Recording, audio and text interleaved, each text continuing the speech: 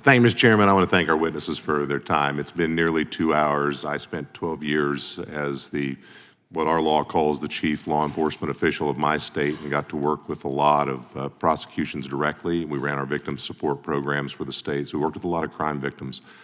I've been sitting here over the course of this hearing, and I've made a list of a few terms that in 12 years interacting with literally hundreds of crime victims and their families.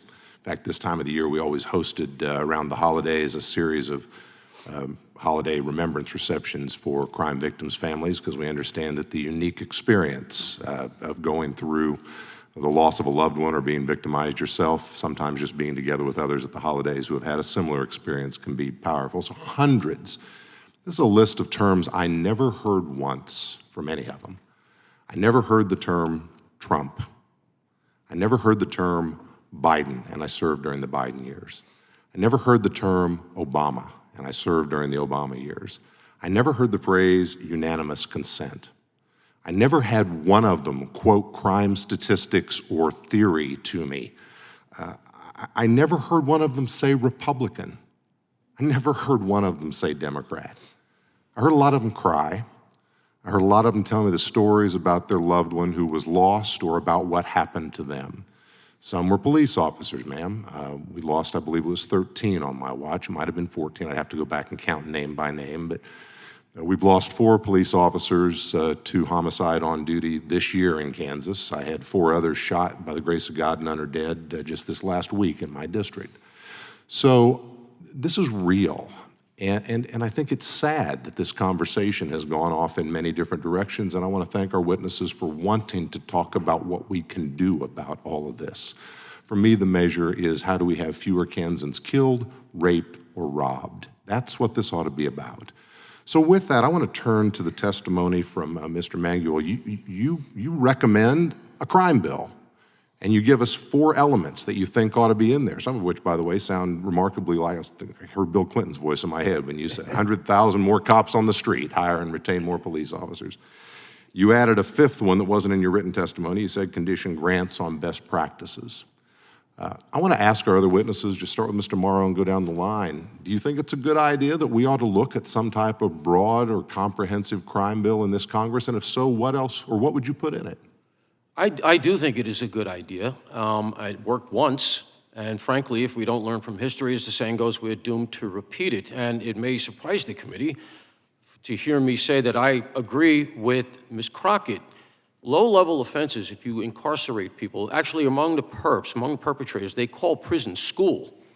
And that goes back to the mafia. They go to prison, they're all in jail together, they have nothing but time, and that's how they learn to do other crimes and develop criminal schemes.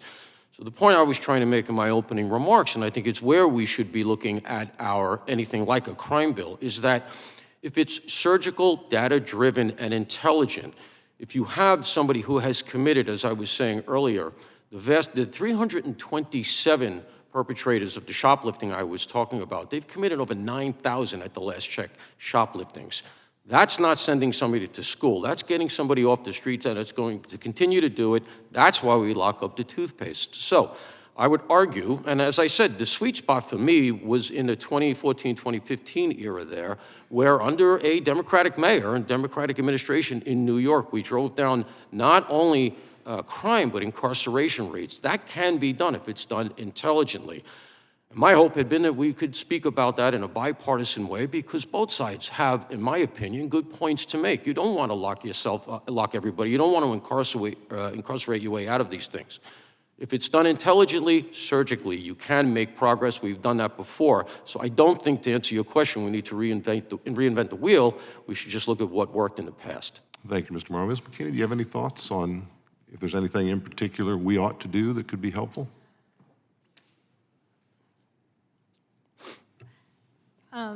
As far as policing goes, I think that just the local leaders and also government leaders should definitely have a hard stance on crime and come forward and just denounce and stop being soft.